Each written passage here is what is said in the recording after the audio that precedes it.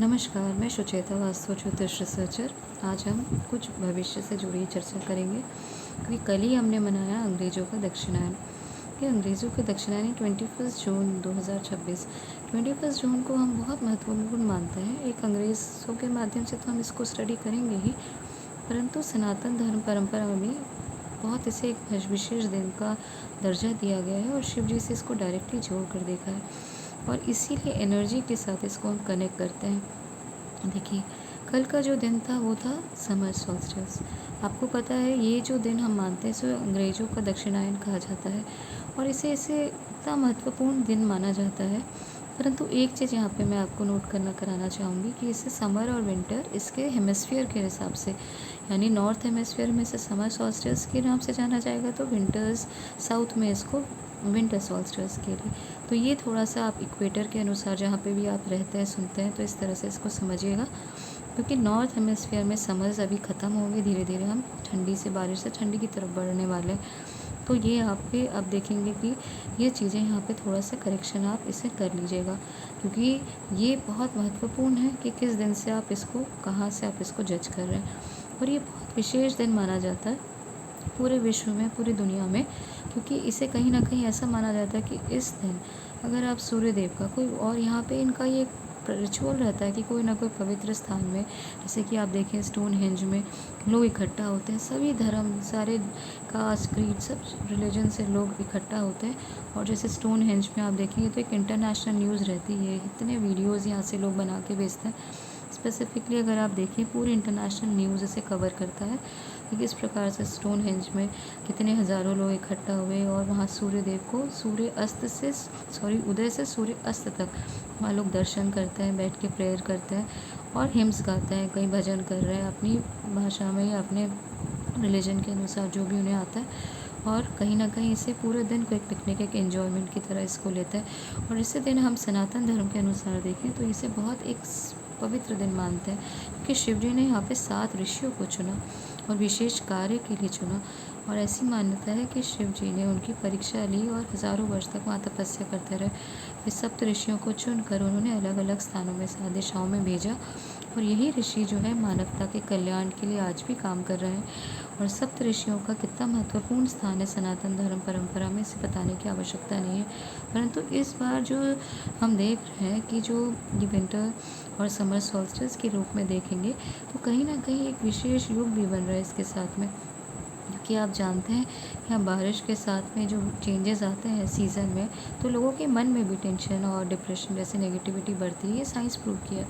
परंतु इस बार हम ग्रहों के योग की बात करेंगे। कुछ ना कुछ ऐसे ग्रह योग बन रहे हैं जो उसे थोड़ा और नेगेटिव बना रहा है, डिप्रेसिंग, और उदासीनता लोगों में बढ़ जाएगी कहीं ना कहीं, जैसे नेगेटिविटी बीमारी का कारण बनेगी। कई लोगों में आत्महत्या का एक करने का एक इच्छा, इस तरह से नेगेटिविटी अलग अलग प्रकार की देखने को मिल सकती है। और धर्म के लिए उन्मादी होना तो एक बहुत यहाँ पे आम चीज़ नज़र आएगा। धर्म युद्ध की तरफ एक तरह से ये देख सकते हैं, क्योंकि जब लोगों में स्टेबिलिटी नहीं रहेगा, दिमाग शांत नहीं रहेगा, क्योंकि यहाँ पे ग्रह ही नहीं नक्षत्रों का भी काफ़ी खतरनाक योगदान है। हमने अपने पिछले वीडियोज़ में ही आपको बताया था किस प्रकार से मंगल का कृतिका में गोचर एक बहुत खतरनाक योग है जो भी बन रहा है आसमान में, इसी प्रकार के, क्योंकि नक्षत्रों का योगदान लोग कम आंकते हैं। और ये बहुत महत्वपूर्ण है कि प्राचीन काल में नक्षत्रों के अनुसार से ही पूरी चीज़ों को जज किया जाता था। गंड मूल है या क्या है, कोई भी नक्षत्र को उसी हिसाब से किस व्यक्ति का क्या है या कौन से समय में कौन से नक्षत्र गोचर कर रहा है किस प्लानट से, उसका बहुत बड़ा प्रभाव पड़ता था। आज इसे थोड़ा कम ध्यान दिया जाता, सिर्फ ग्रहों की बात करके छोड़ दी जाती, पर ये नवग्रह सारा कुछ नहीं हैंडल करते। इम्पोर्टेंस सब कुछ नक्षत्रों का है।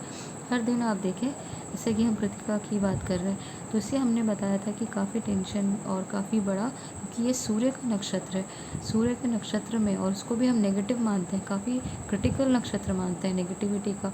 और वहाँ पे क्रूर ग्रहों का यहाँ पे जो हम देखते हैं इसमें मंगल का गोचर सौम्य नहीं होता, क्योंकि मंगल उग्रता का कारक होता है। तो इसलिए आपको बहुत यहाँ पे देखें कई, जैसे हम अब नक्षत्रों की बात भी करेंगे, परंतु यहाँ पे आपको शांत रहना है। काफ़ी डिप्रेसिंग सिचुएशन आएगी, लड़ाई झगड़ा, उन्माद, मारपीट, घर में क्लेश, फ्रेंड्स में आपस में लड़ाई झगड़ा, इस प्रकार की बहुत सिचुएशन बनने की स्थिति बनेगी। परंतु अपने आप को शांत रखें और समझिए ये समय है, ये समय भी कट जाएगा। जितना भी डिप्रेसिंग, नेगेटिव या स्ट्रेसफुल टाइम होगा उसे आप समझने का प्रयास करें, क्योंकि ये समय आपके अनुसार नहीं जा रहा। जैसे कि हम मंगल की बात कर रहे थे, तो बहुत सारे लोग अभी डिप्रेशन में जाएंगे, लड़ाई झगड़ा होगा, और मंगल के कारण बहुत से लोगों को दाँत का, बच्चों में दाँत का, बड़ों में दाँत का प्रॉब्लम होगा, कि मंगल दाँत का कारक है। मंगल लाल होने के कारण खून का भी कारक है।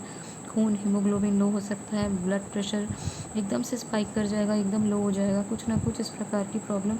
अग्निकांड एक बहुत बड़ा इशू बनने वाला है, क्योंकि जब तक मंगल अग्नि में, जैसे सूर्यदेव की नक्षत्र में, वो भी क्रिटिकल नक्षत्र में गोचर करेंगे, तो समझ लीजिए ये बहुत ज़्यादा परेशानी का समय, कि यहाँ पे गुरु भी साथ नहीं दे रहे। गुरु, कई लोग बोलेंगे अरे उच्च के हैं, कर्क राशि में इतना उच्च का बढ़िया फल देगा, कुछ नहीं देगा। क्यों नहीं देगा? क्योंकि हज़ारों साल बाद लोगों ने ये स्थिति देखी ही नहीं है, किसी ने इसको पढ़ाया नहीं, पढ़ा ही नहीं, क्योंकि गुरु अभी अतिचारी है। जब गुरु 8 साल के लिए, ऐसा आप पढ़ लीजिए ज्योतिष के इतिहास में, हार्डली किसी को मिलेगा कितने हज़ारों वर्ष के बाद ये योग बना। गुरु 8 साल के अतिचारी हुए। जब पिछले कोविड का समय शुरू हुआ था 2020 के आसपास, तब उस 3 वर्ष के लिए गुरु अतिचारी हुए थे। वो स्थिति अब फिर बन चुकी है। कुछ ना कुछ ऐसी स्थिति होगी कि वो जीव कारक है, धर्म का कारक है। धर्म युद्ध जो आप इजराइल में और ईरान में देख रहे हैं, शांत होगा? कभी नहीं होगा। क्यों नहीं होगा? क्योंकि अभी जो समय है वो धर्म युद्ध का है। आपस में आप देखिए, सत्य और असत्य की, नेगेटिव और पॉजिटिव, हर चीज़ के लिए अब लोग धर्म आपस में लड़ेंगे, और म्लेच्छ को भी मार के यहाँ पे भी शांत होंगे। तो कहने का ये अर्थ है कि ये सारी चीज़ें आपको सिर्फ एक, आप पीछे जैसे होता है ना, फिल्म चल रही, बीच में इंटरवल होता है, ये सारी चीज़ इंटरवल लेते हैं, इसमें सामग्री, युद्ध से जुड़ी जो है व्यवस्था करने के लिए, रसद की पहुंचाने के लिए थोड़ा सा ब्रेक लेता है, फिर ये सारी चीज़ें स्टार्ट होंगी। और ब्रेक लेना इनके लिए आवश्यक भी है, क्योंकि जब रसद ही नहीं रहेगी, दवाइयाँ, वेपन, सब चीज़ें इकट्ठा करके फिर ये शुरू हो जाएंगे। और ये धर्म युद्ध है, इसको कंटिन्यू आप देखेंगे, क्योंकि इसमें कोई स्टॉपेज अब आपको समझ में नहीं आएगा। वहीं पे हम देखें कि मंगल को लेके आपको ये सारी स्थिति, जैसे ग्रह का मैंने आपको बताया, गुरु की बात कर रहे थे, गुरु को यहाँ पे आप देखेंगे कि बहुत सारे लोगों में धर्म को लेके अति उन्माद होगा, या कई लोग इतना विरक्त हो जाएंगे, अरे ये सब कोई सुनने वाला नहीं है, भगवान है, तो उनके मन में विरक्ति आ सकती है। कई लोग अभी एकदम आध्यात्मिक हो सकते हैं। जैसे आपकी पत्री में सिचुएशन है, ये सारे ग्रह उस प्रकार से आपको, और कर्मा, आपके जो पास्ट लाइफ कर्मा के अनुसार वो आपको देंगे। अब रिजल्ट आप देख सकते हैं, शनि का यहाँ गोचर, तो ये सारी चीज़ें ऐसे बन रही हैं। अगर हम हर ग्रह में जाएँ तो काफ़ी लंबा वीडियो हो जाएगा, परंतु फिर भी आपको यहाँ सावधान रहना है। आसमान में जो गोचर बनता हुआ नज़र आ रहा है, क्योंकि आप देखिए जो हम मनाते हैं सनातन धर्म में, उत्तरायण को देखें तो उत्तरायण प्रारंभ होता है मकर राशि में, लेकिन उसके पहले ही सप्तऋषि के दर्शन हो जाते हैं, क्योंकि आप तो आसमान को देख के, सप्तऋषि को देख के जज करेंगे। ज्योतिष है तो उसको भी थोड़ा करेक्शन चाहिए। अगर सारी चीज़ें उत्तरायण और दक्षिणायन के हिसाब से अगर आगे पीछे होती तो कई ग्रह दिखने ही नहीं चाहिए, कई नक्षत्र नज़र नहीं आने चाहिए।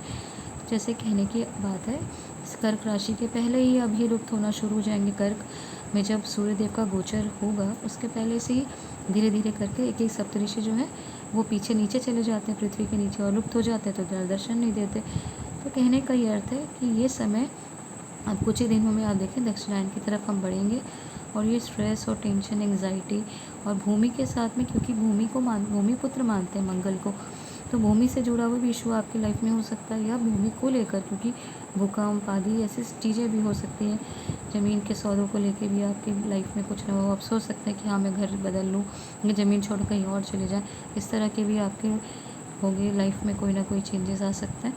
तो कहने का ये अर्थ है कि सारी चीज़ों का कनेक्शन आपस में रहता है, लेकिन ये आपकी पत्री बताएगी कि कितना इंटेंसली आपको वो प्रभावित करने वाली है। और ये सारी जो हम घटना देख रहे हैं दक्षिणायन को लेके, उसके सावधान रहें, और आगे जो ये चीज़ें हैं उनको लेके बहुत पैनिक और बहुत डिप्रेस होने की आवश्यकता नहीं है। समय है, आया है, ये भी कट जाएगा।